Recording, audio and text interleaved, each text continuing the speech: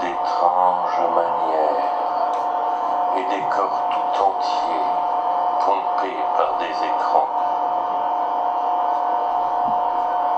Je suis seul à revoir les habitudes anciennes, comme quand un homme habile caressait un cobra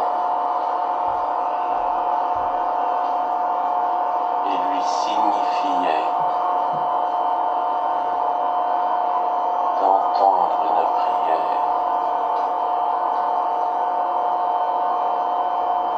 qui était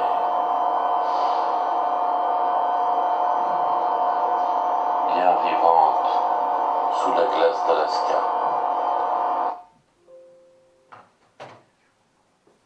En surface, ça va vite. Plus on monte à la surface, c'est drôle, je l'ai remarqué, plus c'est saucissonné. On monte à la surface des choses et ça saucissonne, ça segmente. C'est de plus en plus sectionné, c'est très agréable, ça permet d'y voir très clair. Alors qu'en souterrain, c'est très étrange, je n'y suis allé qu'une fois, de grosses masses brunes se rejoignent. Et elles se rejoignent pour réparer ce qui avait été segmenté à la surface. Et en se rejoignant très lentement, très lentement, très lentement, on les suit du regard. Et au moment où elles vont se rassembler pour réparer ce qui avait donc été sectionné en surface, elles se frottent tout d'un coup. Elles se frottent, elles se cognent et elles s'agglutinent. C'est réparé. J'ai vu des astres à Rouen trembler dans des vitrines, et j'ai vu des désastres tremblants, oui, tout entiers. J'ai vu des astres à Rouen enfanter des lumières qui font que les prières auront vite trépassé.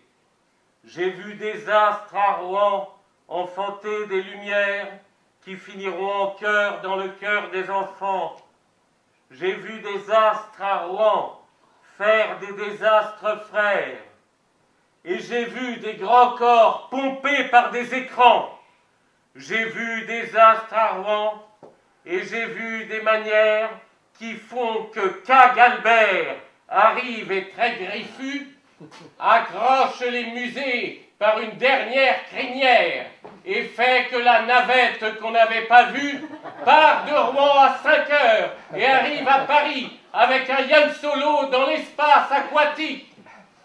Ce sont des grandes navettes à peine apprivoisées qui font que Albert arrive pour écorcher le devant, le derrière de toutes les navettes seules qui avaient prétendu pouvoir tout éventrer et ouvrir le ventre des grands musées peuls qui font que l'Occident, d'un coup, a paniqué. Il faut voir les enfants gribouiller les musées avec une manière qu'on n'avait pas conclue, avec une manière qu'on ne peut pas apprivoiser, avec un cœur gonflé et une humeur déçue. J'ai vu dans les musées des faces dégoulinantes embrasser le cœur pur des Africains d'antan et les mettre dans la poche comme on y met une tente, qu'elle soit Quechua, Décathlon, la fumant. Je l'ai vu très fumant, ce monstre arriver comme la mère de Godzilla. J'ai remarqué que la mère de Godzilla adore les cure-dents. Par exemple, elle arrive place de la Concorde, elle n'a rien demandé. Ce n'a pas été prévu. Elle sait très bien que l'Occident moderne s'appuie sur la prévision. Plus on prévoit, moins c'est cher dans le train. Voilà pourquoi elle a décidé de ne pas prévoir son arrivée place de la Concorde.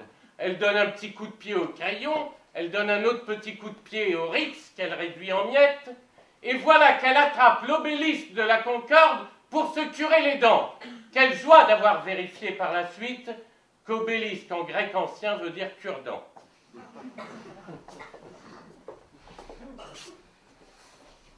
C'est très excitant de parler à quelqu'un en France et de l'entendre dire dès qu'on raconte un conte, toujours Ses lèvres et son système neurologique font remonter à sa bouche un mot, classique. Oui. Ben, hier, ça s'est mal passé, il pleuvait, il m'a quitté. Classique. Non mais j'ai vu un tableau incroyable d'Artaud qui travaillait, si tu veux. J'essaye, ça me stresse quand tu dis classique, donc j'essaye de compliquer la mise pour que tu trouves ça underground. Vraiment, j'ai été très frappé par cette expo où on voit Artaud en train de prendre un pinceau et de gribouiller la tête de Picasso comme un écorché vif. Classique.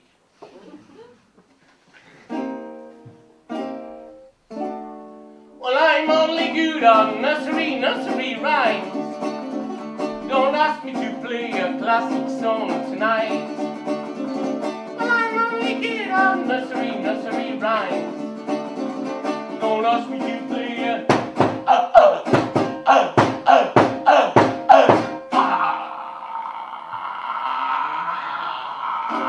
nursery rhymes. Don't ask me to play a classic song tonight. I'm only good on.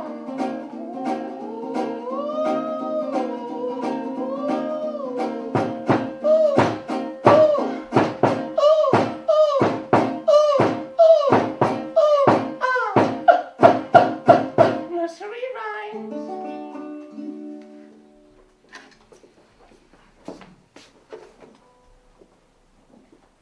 Je vais finir par des associations d'idées. C'est que les Cramps avaient dit à Cleveland, en 78 quand ils sont apparus, que c'était des monstres gentils. Ce qui se passe, c'est qu'en 80, on allait contre. C'est ça, on allait contre quelque chose. Mais quand c'est le mainstream qui va contre, c'est-à-dire quand c'est le mainstream qui est devenu punk et qui détruit les quelques petites tribus amazoniennes qui restent, comment faire pour être punk? C'est-à-dire quand l'offensive, quand la valeur suprême c'est l'offensive, c'est l'attaque, c'est l'écrasement, c'est la domination, comment faire pour être agressif? Eh bien simplement, être très tendre. Voilà, caresser les cheveux, voilà, la provocation ultime, une petite caresse. Quand j'arrive au musée de Lyon, Confluence, pour une exposition de coiffe où je me retrouve à faire par hasard une bande-son, par hasard parce qu'il y a une suite de petites guirlandes qui sont coordonnées, lumineuses, et qui ont fait que hasard plus hasard a ouvert des petites portes sur le côté. Après l'exposition, je parle à un type très grand qui dit être spécialiste d'un truc.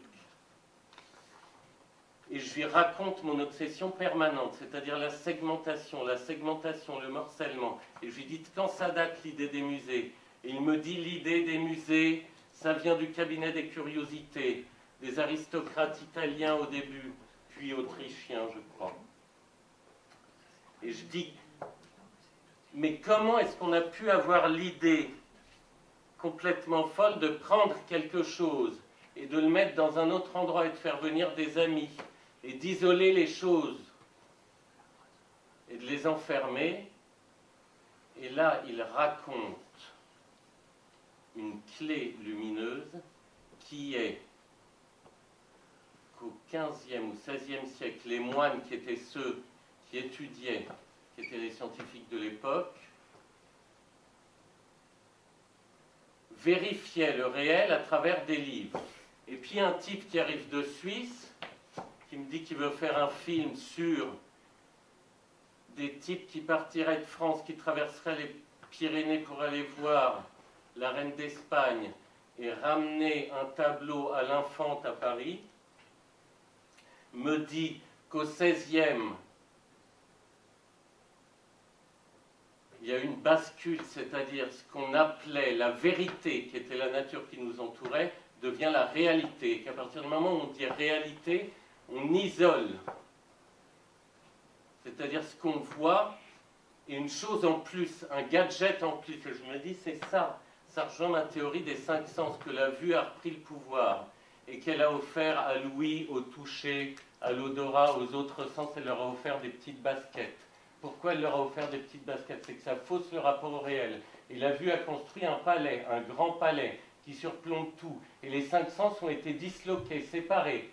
Et la vue a dit, on va tous se retrouver, tous ensemble au même moment. On a tellement fusionné, nous les 5 sens, qui n'avions pas de nom, pas de fonction. Et on reprenait chacun les gestes de l'autre dans une harmonie comme les ouvriers de chez Peugeot avant 1980 et les entretiens spécialisés. La vue, au moment où les 5 sens ont été disloqués, qui devaient se retrouver à un point de rendez-vous précis, la vue revient avant les 4 autres sens. Et elle fonde un palais, un pouvoir. Et quand les 4 autres sens arrivent, elle leur offre des petites paires de baskets. Ce qui leur fait plaisir, mais ça leur fausse le rapport au réel. Et c'est à partir de ce moment-là que les 4 sens ont une fonction et une mission précise. Ils ne peuvent plus déborder. Le toucher avait l'habitude de reprendre les gestes de Louis. Par exemple, quand Louis montrait des signes de faiblesse, le toucher prolongeait ses mouvements.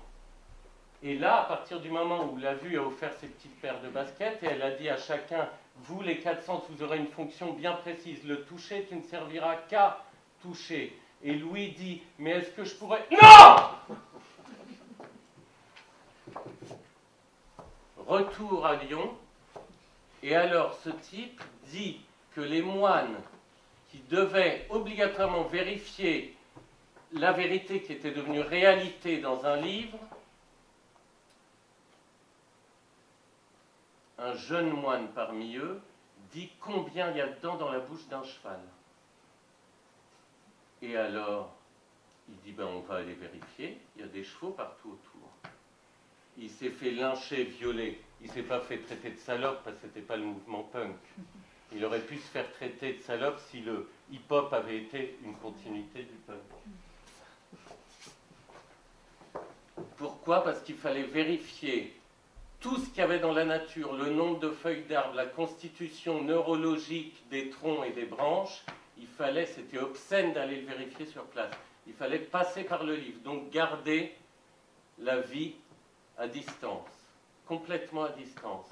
Ce qui me fait dire et penser très naïvement, plus ça va, plus je ferai des promesses de faire des prières uniquement au premier degré, et que ceux qui s'attachent au deuxième, au troisième degré, au quatrième, restent bien attachés. Ce qui me fait dire que cette civilisation très pointue aura mis à distance toute chose, et qu'on nomme les choses, et quand on dit à un enfant, regarde, c'est un arbre, t'as vu, c'est cet arbre-là, c'est cette race-là, l'enfant n'ira jamais s'y frotter.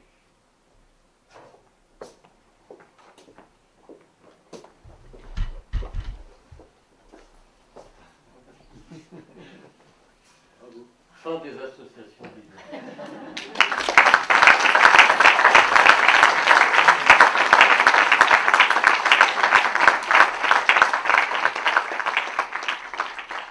C'est une mise en abîme, discrète et sans esclandre, qui prend dans un musée racine dans le néant, et les grands sièges marrons que l'on oserait prendre se retrouvent alignés dans un grand monstre blanc.